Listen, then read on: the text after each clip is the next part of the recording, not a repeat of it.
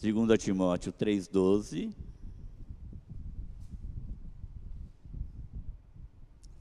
Diz a palavra também, e diz, vamos ler todos juntos? Ora, todos quantos querem viver piedosamente em Cristo serão perseguidos. Então, não só o 12. Então, se veja que esses martírios e essas perseguições, esses tipos de morte, já Jesus, logo que deixou, já era então previsto, né? Já se fazia uma previsão. Então, vendo que Tiago foi decapitado e morreu a fio de espada, decapitado, isso foi muito agradável aos judeus. Então, imediatamente, Agripa pediu para que, prendeu a Pedro também, que era o líder da igreja. Então, na noite em que Pedro estava à véspera de ser condenado a público e executado, né? Então apareceu na prisão um anjo, e a prisão se encheu de luz, diz a palavra de Deus. E a gente sempre lembra também que quando a palavra de Deus fala a questão de luz, se diz a presença de Deus. Então, logo ali, antes um pouquinho, na conversão de Paulo, a caminho da Damasco, né? Então fala que Paulo, subitamente uma luz do céu brilhou ao seu redor. Então, na prisão, essa presença de luz, essa enchimento da prisão de luz, significaria o anjo, a presença de Deus. Mas isso aí também, não só aí, mas no decorrer da história, a gente verifica essa questão da presença de Deus. Em Êxodo, lá em 3,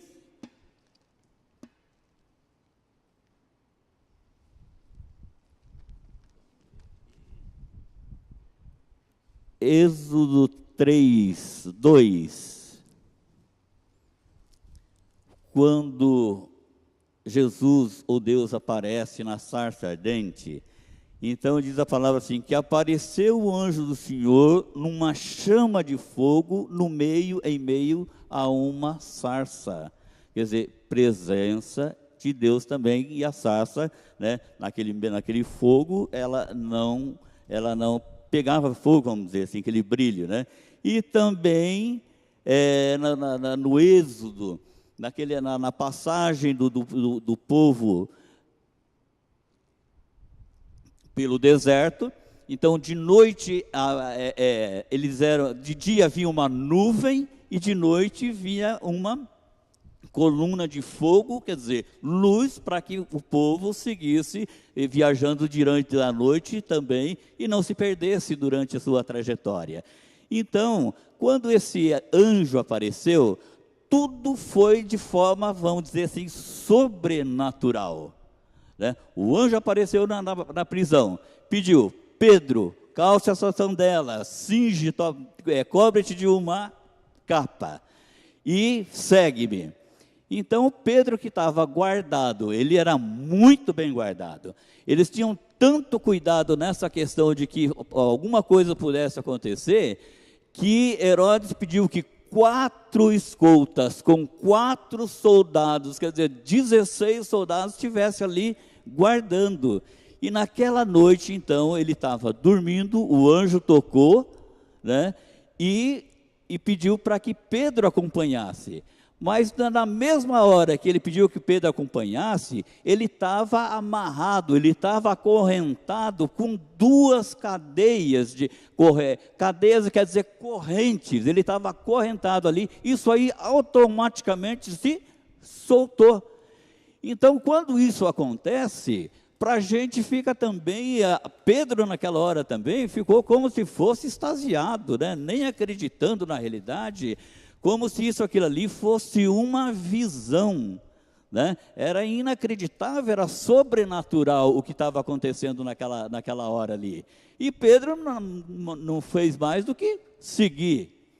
Aí quando eles saíram, quando nos seguiram, passou pela primeira sentinela, passou pela segunda sentinela, chegou ali na porta, o portão se abriu automaticamente, Pedro tomou a direção da rua.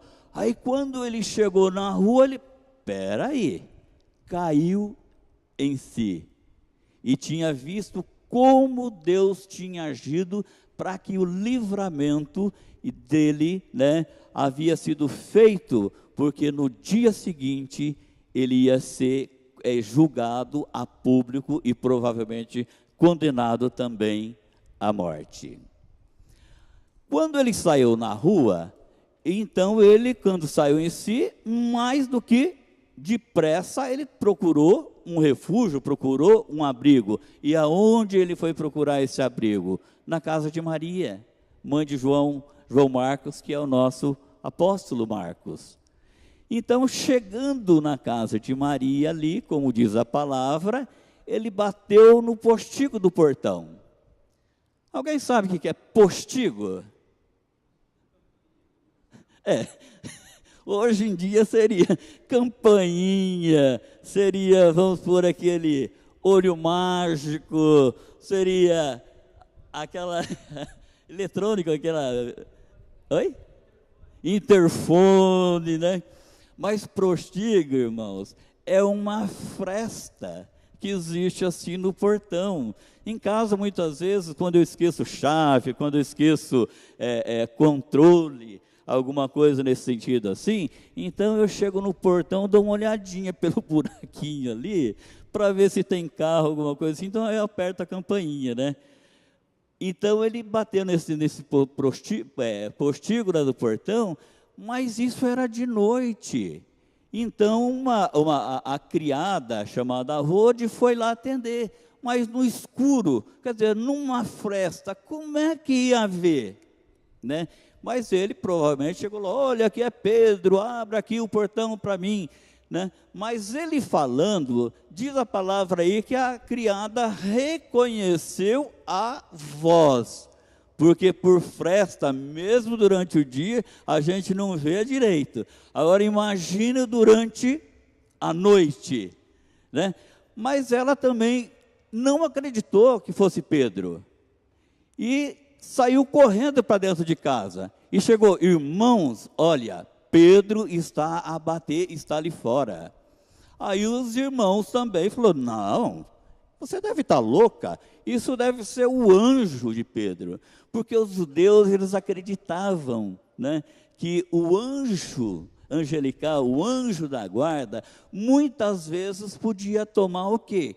A forma da pessoa protegida, sabe? Mas a criada eufórica, não é Pedro, é Pedro, é Pedro, e ia resolver o quê? Dar uma olhadinha para ver se era Pedro realmente. E aí eles chegaram lá fora, né, e viram que Pedro era Pedro. Aí pediram para que Pedro entrasse, né? Ele fez até um sinal, assim, como se fosse, né, vamos ficar quietinho, silêncio, não posso ser ouvido.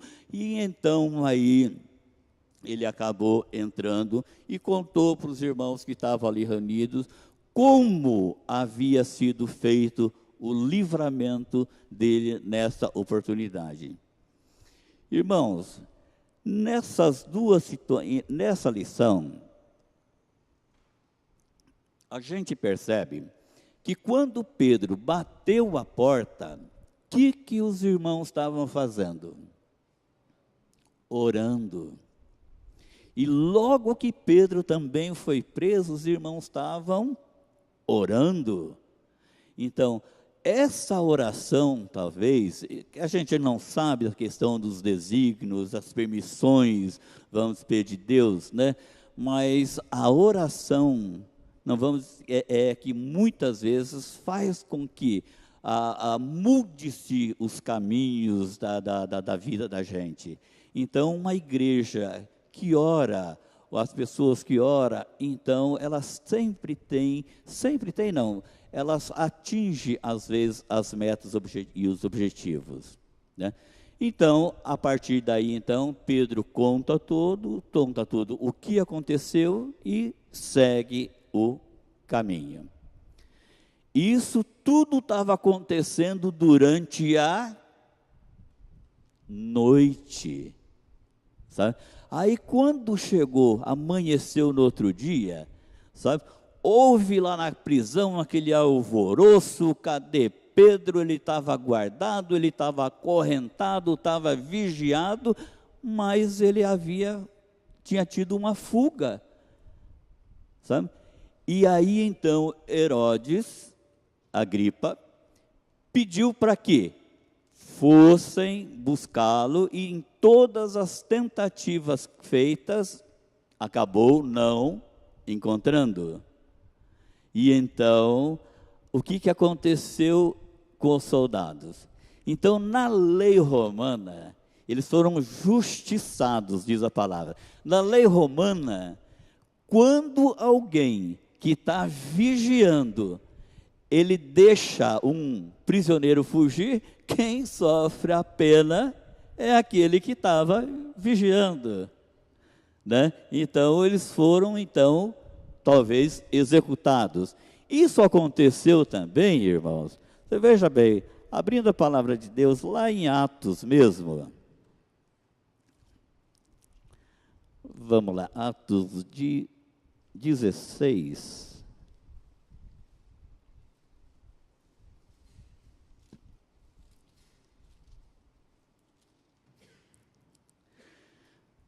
Quando Paulo e Silas, eles estavam aprisionados, né? Eles cantavam, eles oravam, sabe, deu aquele estrondo dentro da prisão, as portas se abriram. Que o carcereiro, vamos ler aqui de 27 e 28, diz assim: o carcereiro despertou do sono e, vendo abertas as portas dos cárceres, puxando da espada, ia suicidar-se, supondo que os presos tiveram fugido. Mas Paulo bradou em alta voz: não te faças nenhum mal, que todos estamos aqui. Então o carcereiro ia suicidar, justamente por quê? Porque a lei romana, ou ele suicidava, ou depois ele ia ser justiçado, ia ser morto do mesmo jeito, né? Então, aí o Paulo, né, acalmou, dizendo que todos estavam aqui, e graças a Deus ainda, eles ainda foram convertidos. Herodes, a partir de então, ficou mais um tempo ali, naquela região, e depois ele veio a morrer em 44 depois de Cristo. Tá? Essa morte de Herodes, segundo a Bíblia, diz que ele, não dando glória a Deus, um anjo veio, feriu, e ele foi morto, comido por vermes.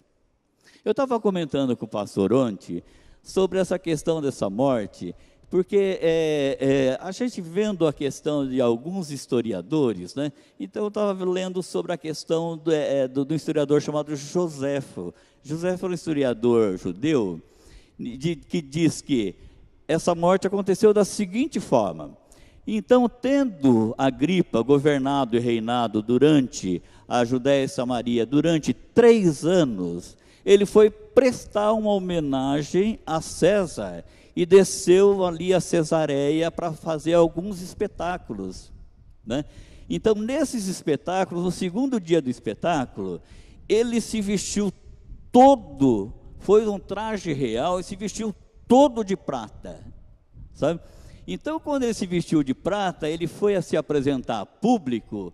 Então, os raios solares, quando batiam no manto real dele, refletiu uma luz assim, que ofuscava tudo. E o povo ali, maravilhado, gritavam: ele é Deus, ele é Deus, ele é Deus, né? E César, naquelas oportunidades, né, eles eram considerados Deus, a soberba foi maior, ele aceitou essa aclamação de que como ele era Deus. Nisso, segundo a história, ele viu para cima uma coruja, e essa coruja normalmente era sinal de mau agouro, né? Então ele entrou em depressão, e logo uma súbita dor acometeu o estômago dele, e depois, em 5 dias, ele veio a falecer. Essa é a história de historiadores, né? Como muitas vezes a questão de historiadores também sobre a morte de outros apóstolos também, a gente não sabe se realmente é exato, porque a Bíblia ela não relata como foi, né? Então, como o pastor estava falando, todos menos João, né? Eles chegaram, foram martirizados e crucificados. Agora, só fazendo um adendo aqui sobre a questão do outro Tiago, né? Aquele Tiago ali que quando Pedro chegou, fala, avisa a Tiago e outros irmãos que, né, eu estou livre, estou aqui. Esse Tiago também, ele era o Tiago menor, sabe? Ele também foi morto, foi jogado de um pináculo, daquele templo onde Jesus foi tentado. Você veja bem, segundo historiadores, que tinha mais de 30 metros esse pináculo. Sabe? Foi jogado, caiu e não morreu. Mas assim que caiu e perceberam que ele não morreu, né? Aí então ele foi morto a porretada, vamos dizer assim, paulada, martirizado, né? Então você veja bem que todas essas mortes, todos esses martírios, todas essas perseguições que a igreja sofreu, hoje em dia a gente não tem, né, pastor? Sabe, né? Olha, se tivesse, mas não dessa forma. Então, hoje em dia, temos perseguições internas, mas, vamos dizer, camuflada, maquiadas de uma forma diferente da nossa realidade, que acho que o pastor vai falar, sobre a questão de individualismo, sectarismo, pragantismo e outras questões mais assim, que são coisas que estão adentrando, infiltrando dentro da nossa igreja e que segue também como se estivesse a nossa igreja sendo perseguida. Então, irmãos, quais as lições?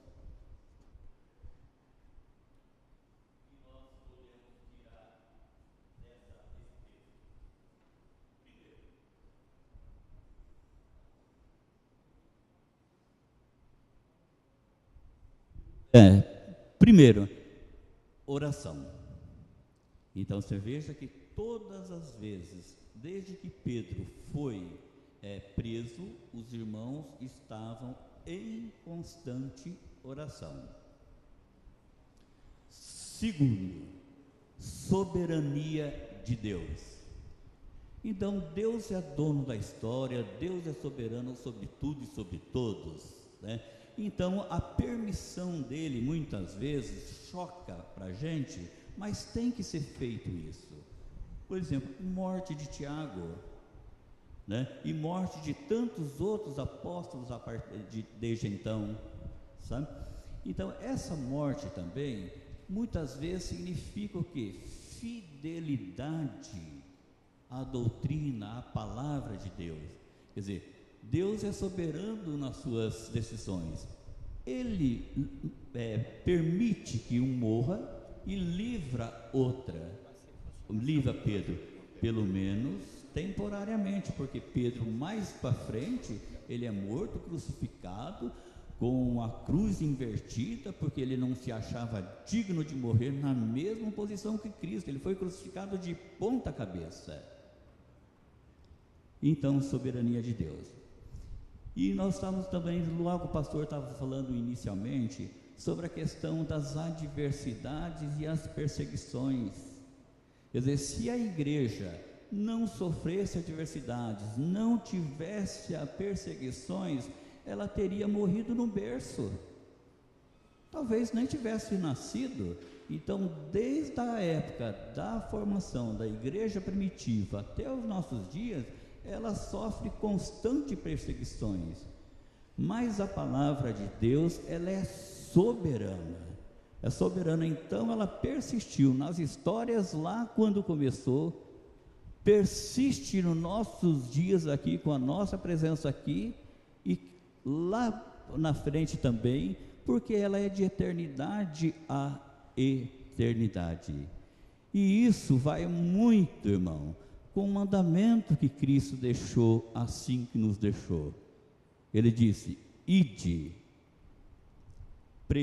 fazei discípulos de todas as nações, ensinando e guardando todas as coisas que vos tenho ensinado. Estou convosco a todos os dias até a consumação do século. Então isso é uma promessa de Cristo, que a palavra vai ser eterna. Então, irmãos, essa era a proposição que a gente tinha dado, que a gente tinha feito, né? E que, apesar de todas as adversidades que nós temos, né? O pastor falou do Laércio, esse ano passado que se foi também a Cris, o pastor, tudo sabe também da minha condição, né? E tive um infarto, depois do infarto eu tive um problema de coluna, hernia de disco, não estou lamuriando não, assim, sabe? Mas eu agradeço a Deus por tudo, por essas condições que Ele me impôs. Por que eu agradeço? Porque eu tive a oportunidade de ser mais assíduo na palavra de Deus, sabe, né? Então, aqueles momentos que eu estava deitado, que eu estava em casa, que não tinha o que fazer, a única coisa que mais me atraía e mais eu fazia era alimentar da palavra de Deus, porque a palavra de Deus me trazia refrigério. Em vez de eu ficar murmurando, lamentando sobre a questão da minha condição, eu me fortalecia, eu me crescia e amadurecia espiritualmente, baseado na palavra de Deus. Então, independente de problemas, independente de aflições, independente de tribulações, a palavra de Deus eu acho que está acima de tudo. E essa é a nossa missão hoje: atender, entender e propagar a palavra de Deus. Amém, irmão? Então eu vou passar a palavra ao pastor para que ele faça o desfecho do texto. Obrigado, irmão. Ok, obrigado aí, doutor Mário. Domingo, o Milson já está aí? Saiu de novo? Toda hora que eu procuro o Milson aqui, já saiu. Eu vou mandar um recado para o Milson. O Marli dá um recado para o Milson. Obrigado, doutor Mário. Parabéns, hein, doutor Mário? Muito bem preparado esse material. Eu gostei da ilustração do Herodes aqui, vestido de prata e pensando que era Deus. Isso acontece muito mesmo. Mas quero fazer aqui a conclusão do nosso estudo. Chamar a sua atenção para 5 aspectos aqui rapidamente. O primeiro, agora é todos o seguinte: apesar da adversidade, a palavra de Deus continuava crescendo. Eu quero trazer agora essas aplicações para a nossa realidade hoje. A primeira delas é o seguinte: em que nós temos focado a nossa atenção?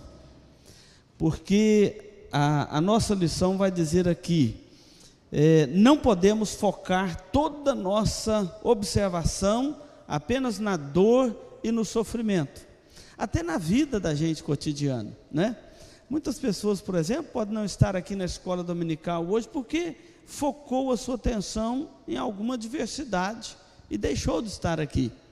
A gente faz muito isso, né? Foca demais, valoriza demais a dor, o problema, o sofrimento e esquece de olhar para Cristo, constantemente olhar para o projeto de Deus, para a missão de Deus e seguir firmemente esse projeto. Porque se a gente for olhar dor, problemas, adversidade, a gente não faz nada. E aí tem 2 observações. Primeiro, que um tio meu, eu gosto muito do otimismo dele, ele dizia o seguinte: eu perguntava, tio, está tudo bem? Ele falou: meu filho, velho, no dia que estiver sentindo nada é porque está morto, né? Então, no dia que você não estiver sentindo dor nenhuma, você pode saber que você está dentro de um caixão, né? Então, quer dizer, na vida a gente está sempre sentindo alguma coisa. Se for olhar isso, nunca caminha, né? E a segunda questão, o reverendo Wilson de Souza Lopes falava muito para a gente: cuidado, irmãos, lá na executiva do Supremo Concílio, cheio de pastores, lideranças da igreja, presidentes de sínodos, onde nos concílios da igreja, onde os problemas maiores da igreja chegam, e a gente como pastor, se tomar cuidado, a gente fica tão centrado nesses problemas, que esquece do trabalho do Senhor. Então ele dizia o seguinte: cuidado, irmãos, que o diabo desvia a atenção da igreja para os problemas, para as adversidades, para a igreja não trabalhar. Isso é uma realidade nossa aqui hoje. Satanás tenta desviar a atenção da igreja para problemas, para a igreja não trabalhar. E quando ele consegue fazer isso, é uma grande vitória para ele. Então, a primeira lição. Segunda lição é que nada impedia que a palavra de Deus se espalhasse. Isso aqui é maravilhoso. Nada impedia que a palavra de Deus propagasse. E Lucas faz questão de registrar isso insistentemente. Não vou ter tempo aqui de passear com você pelo livro de Atos, mostrando como que Lucas focaliza o tempo todo que a palavra de Deus crescia e crescia. E ao mesmo tempo que o enredo narrado por Lucas em Atos, do crescimento da palavra de Deus, ele narra isso em meio à prisão, não só dos apóstolos, como de famílias inteiras do cristianismo. Ele narra as adversidades: prisão, morte, perseguição, ameaças, pobreza, espólio dos bens, convertia, tomava os bens, e difamação. Em meio a todas essas adversidades, o foco de Atos não são as adversidades da igreja. O foco é que, entretanto, a palavra de Deus continuava a crescer, espalhar, e alcançava a corte, alcançava o palácio, alcançava o casebre, de casa em casa, no palácio, na procuradoria, em todo lugar a palavra de Deus ia se espalhando. Paulo estava preso e dizia assim: todavia a palavra de Deus não está algemada.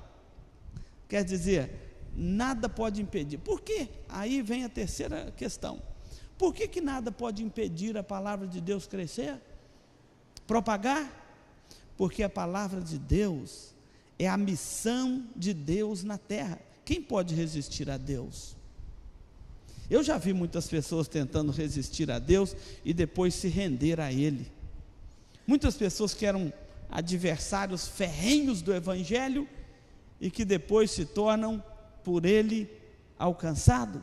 Não é só o exemplo de Paulo ou de Saulo, que se tornou Paulo, mas até nos nossos dias, quantas pessoas resistentes que riam dos crentes, que riam da palavra de Deus, e hoje é um deles, alcançados pela graça de Deus.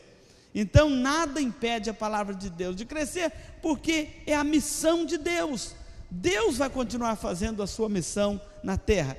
Quarto aspecto importante é que nenhuma circunstância pode, já me contemplei esta aqui, mas nenhuma circunstância pode deter o crescimento da palavra de Deus por ser a ação do próprio Deus. Então guardem isto: nós estamos aqui cumprindo uma ação do próprio Deus, e maior é aquele que está em nós do que aquele que está no mundo. Por que a igreja sofre tantas adversidades se ela é vitoriosa em Cristo e se ela cumpre a missão de Deus? Porque nós lutamos contra inimigos ferrenhos: o mundo, o diabo e a nossa própria carne.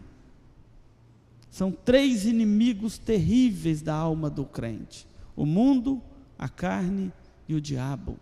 Nós lutamos contra o pecado todo dia, em nós e nos nossos irmãos e na sociedade que nós vivemos, e não é fácil esta luta. Quinta e última lição aqui é sobre a prisão. Eu quero falar de prisão agora. Paulo estava preso, e ele disse o seguinte, na carta que ele escreve aos Efésios: eu sou um prisioneiro de Cristo Jesus. Eu acho essa expressão linda, maravilhosa. Outra feita, ele estava preso, dizia: eu estou preso, mas a palavra de Deus não está algemada. Eu estou algemado, mas a palavra de Deus... Ele via o seguinte, que a palavra de Deus é mais forte do que qualquer algema. Nós lemos aqui que as algemas caíram naturalmente, e a palavra de Deus não está algemada. E a palavra de Deus é que tira as algemas dos homens. É o contrário, ela é a que liberta. Conhecereis a verdade, e a verdade vos libertará. A minha grande preocupação com a igreja hoje, irmãos, é que nós estamos presos. Crente preso, isso é terrível. E aqui o nosso autor foi muito feliz, o reverendo Carlos Delpino, autor dessas lições. Ele é missionário da APMT, da nossa igreja na Espanha. Ele é companheiro de trabalho lá do Fernando Dantas aqui, né, que a igreja ajuda lá na Espanha, o reverendo Carlos Delpino. E ele então foi muito feliz em dizer aqui: dificilmente nós deparamos hoje a igreja com aquelas adversidades lá. Eu não conheço aqui na história de 62 anos da igreja de Dourados, que vai fazer agora em maio, nenhum irmão que foi morto pela causa do evangelho aqui. É muito conhecida aqui em Dourados a história do índio Galdino, não é? Que foi morto aqui em Antônio João, defendendo as terras indígenas, morreu em prol de uma causa. Ele é muito conhecido, mas não conheço a história de nenhum missionário que foi morto pela causa do evangelho aqui em Dourados, nesses 62 anos da igreja. Os irmãos conhecem algum? Conhece, Milson? Você que é um estudioso aí, conhece? Eu não conheço. Passaram aqui pastores ilustres, pregaram o evangelho, o reverendo Jacó Peite, né, pai do Paulinho, o reverendo Josué, esposo da dona Nair, que está aí entre nós, pai da Lenice, e vários outros pastores, reverendo Mário, que veio dos Estados, mas nenhum morreu aqui em perseguição ao evangelho. Então as nossas adversidades hoje não são essas. As nossas adversidades hoje são muito mais sutis. Bate nas nossas costas, né? Afaga o nosso ego. Aqui está dizendo que as nossas verdadeiras provações hoje, olha aí, secularismo. O que é secularismo? É a igreja se adaptando a este século, se moldando a este século. Deixa eu citar aqui um exemplo. Uma das causas do secularismo nosso hoje, o secularismo religioso, que é o pluralismo religioso. A igreja se tornando cada dia mais paciente e conivente com as coisas. A guarda do dia do Senhor hoje está sendo tão quebrada, tão desrespeitada. A gente deveria ter vergonha disso. Eu estava lendo aquele livro que eu deixei com o Dr. Mário aqui, do Spurgeon, essa semana. E Spurgeon foi um pregador de sucesso. A igreja dele chegou a 12 mil pessoas por culto na Inglaterra, num período que ninguém queria dar ouvido à palavra de Deus. 12 mil pessoas, tinha um culto de manhã e outro de noite, com 12 mil pessoas, era distribuído senha para entrar no local do culto. Ele saiu da igreja da Wall Street e foi para um salão da música, um espaço municipal alugado para os cultos, que não cabia mais na igreja dele, teve que transferir para aquele espaço. Era distribuído pelos presbíteros e diáconos senhas para assistir o culto da noite, pegava às vezes até durante a semana, igual vender ingresso para clube de futebol. Mas o que eu quero te dizer é o seguinte, que ele estava ali, 12 mil pessoas ouviam ele de manhã e 12 mil ouviam à noite. A igreja dele tinha 6 mil e poucos membros. Quando foi um dia, a administração pública comunicou a ele que aquele espaço, fora do horário da manhã e do horário da noite que ele estava usando, seria usado pela prefeitura para fazer recreação para as crianças de Londres. E ele considerou aquilo uma falta de respeito com o dia do Senhor. E ele queria fazer, inclusive, para as crianças da igreja. E ele considerou aquilo uma falta de respeito com o dia do Senhor. E ele então comunicou à administração: se vocês forem usar o espaço para esse tipo de recreação no dia do Senhor, que vocês têm todos os outros dias da semana para usar, eu sairei eu sairei com a minha igreja do espaço da música. Deixarei em protesto pela falta de respeito com o dia do Senhor. E eles então comunicaram para ele que a postura dele era radical e que eles fariam a recreação.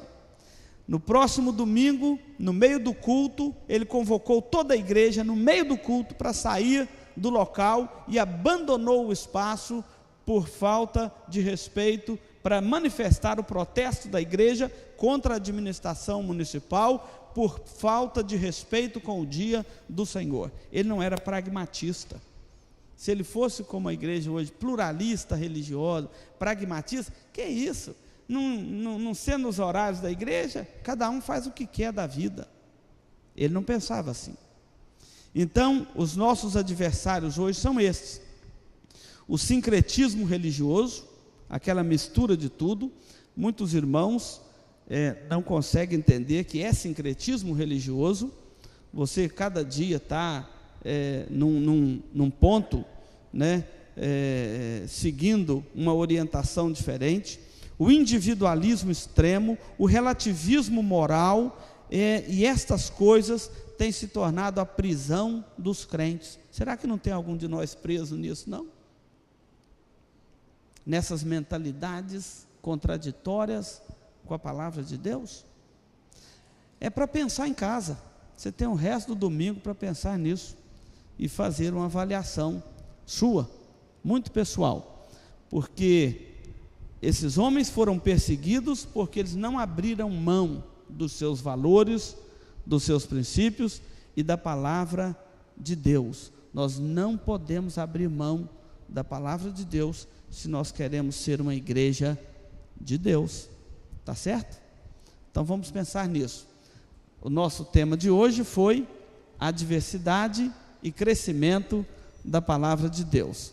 No domingo que vem, nós vamos falar da missão para o mundo de hoje, encerrando a primeira parte, encerrando aqui com os capítulos 13 e 14, e depois vamos pegar a revista nova, que vai contemplar a segunda parte do livro de Atos dos Apóstolos. Tem alguma pergunta para nós concluirmos a aula?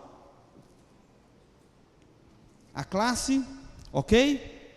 Desafio aí para estudar em casa bastante esse estudo, né? 13 para domingo que vem, tá certo? Vamos ficar de pé, vamos orar? Eu quero... Oi? Vamos ficar de pé para nós orarmos? Irmãos, enquanto os irmãos ficam de pé aí para descansar um pouquinho a coluna e o banco, eu estive visitando lá em São Paulo o Tony César, nosso seminarista, e ele está tendo algumas necessidades lá, e eu gostaria de concluir a igreja para nós suprirmos aquelas necessidades que o Tony César está tendo ali em São Paulo. Está nessa fase de adaptação, e inclui desde alimento até enxoval aí de roupa de cama, de banho, essas coisas. Eu já passei a lista, está com a Senilce, e eu acho que eu mandei no e-mail dos presbíteros, não mandei para os diáconos. Mas seria bom se você puder doar alguma coisa. São coisas simples que qualquer um de nós pode doar para mandar. Nós vamos colocar depois nas caixas e mandar pela transportadora. Inclui roupa de banho, roupa de cama, coisas da casa, sempre relacionada a roupas, e também alguns alimentos. Então, eu sugiro que vocês procurem a Senilce. Eu peço que a Senilce passe isso também para os diáconos, para a gente suprir isso essa semana, que eu quero ver se até sábado a gente manda para ele. E são coisas que cada um de nós pode doar e aliviar o sofrimento deste irmão com aquela família ali nesse período de adaptação lá em São Paulo, tá bom? Doutor Mário, muito obrigado aí pela disposição, né, de colaborar aí com esse momento da nossa estudo da palavra de Deus. Vamos orar. Senhor, nós agradecemos o teu nome, porque mesmo na adversidade a tua palavra continua crescendo e se espalhando no coração dos homens, e muitos têm sido alcançados pela palavra do Senhor aplicada pelo Espírito Santo, trazendo conversão, transformação, nova vida e trazendo o reino dos céus ao coração dos homens. Obrigado que por onde a tua palavra tem passado, ela tem feito transformação na família, na sociedade, na igreja, para a honra e a glória do teu nome. Ensina-nos, ó Deus, a proclamarmos, fazer progredir a tua palavra em meio às adversidades do nosso tempo, do secularismo religioso, do sincretismo religioso, do individualismo, cada um olhando de forma egoísta só as suas necessidades. Deus, livra-nos destas prisões que têm aprisionado a tua igreja nestes dias. Nós não queremos ser prisioneiros destas coisas, nós queremos ser prisioneiros de Cristo Jesus, o nosso Senhor, o nosso Salvador. Queremos, ó Deus, ser livres destas coisas, para sermos servos de Cristo, submissos somente ao Evangelho, ao teu reino, à tua palavra, porque a tua palavra é regra de fé e de prática para as nossas vidas, e que ela cresça mais e mais em nosso coração, fazendo-nos crescer espiritualmente e encorajando-nos para toda boa obra que temos aqui nesse local. Abençoa a tua igreja, torna cada membro aqui, cada aluno da escola dominical, cada membro desta igreja, cada visitante que por aqui passar, um verdadeiro proclamador da tua palavra, aquele que vive e que anuncia verdadeiramente a palavra do Senhor. E pedimos, ó Deus, que o Senhor nos dê todo o discernimento dela, que o teu Santo Espírito nos conduza a toda a verdade. É a nossa oração em nome de Jesus. Amém, Senhor. Amém. Irmãos, estão dispensados aí para o almoço. À noite, 19 horas, o culto aqui hoje, o nosso pregador é o reverendo Nivaldo Furlan, que veio para a Missão Caiuá. Recebam este irmão com muito carinho aqui na nossa igreja hoje à noite.